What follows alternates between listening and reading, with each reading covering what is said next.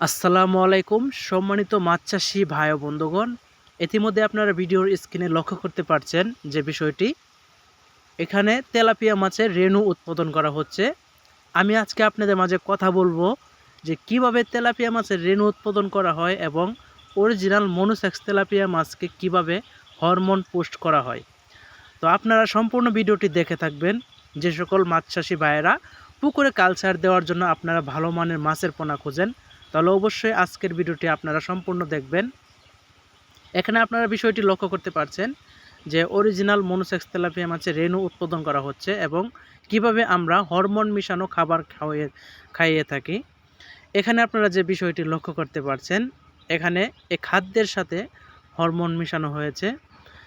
Hormone মিশিয়ে তারপর খাদ্যগুলোকে net দিয়ে আপনার চালা হবে, যাতে করে কোনো প্রকার ছোট ছোট কণা না থেকে যায়। অনেক সময় খাদ্যের সাথে অনেক বড় বড় কণা থাকে, যার কারণে মাছের রেণুর সমস্যা হয়, পেট ফুলে যায় এবং কি পেটের মধ্যে বেজে থাকে।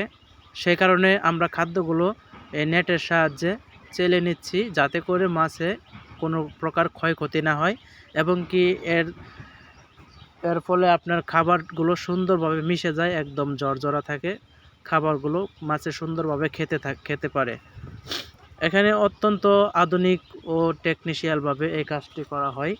আপনারা অবশ্যই লক্ষ্য করতে পারছেন যে কিভাবে আমরা খাদ্যগুলোকে তৈরি করে থাকি।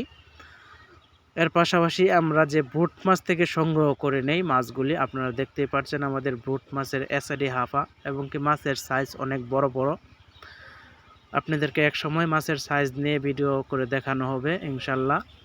আর এর ভিতরে আমরা মনোসেক্স তেলাপিয়া মাছের রেণু ছেড়ে হরমোনগুলো 28 দিন কমপ্লিট করি। যে খাদ্যগুলি নেটের সাহায্যে চালা হয়েছে, এই খাদ্যগুলি এখানে দেওয়া হয়। তো মাছ চাষি ভাই ও বন্ধুরা, আপনারা যারা তেলাপিয়া মাছের কালচার দিতে আগ্রহী আছেন, তারা অবশ্যই আমাদের সাথে যোগাযোগ করতে পারেন। মাছ চাষ এবং মাছ চাষের যে কোনো ধরনের পরামর্শ ও মাছের পোনা ক্রয় করতে যোগাযোগ করবেন। ধন্যবাদ সকলকে। আসসালামু আলাইকুম।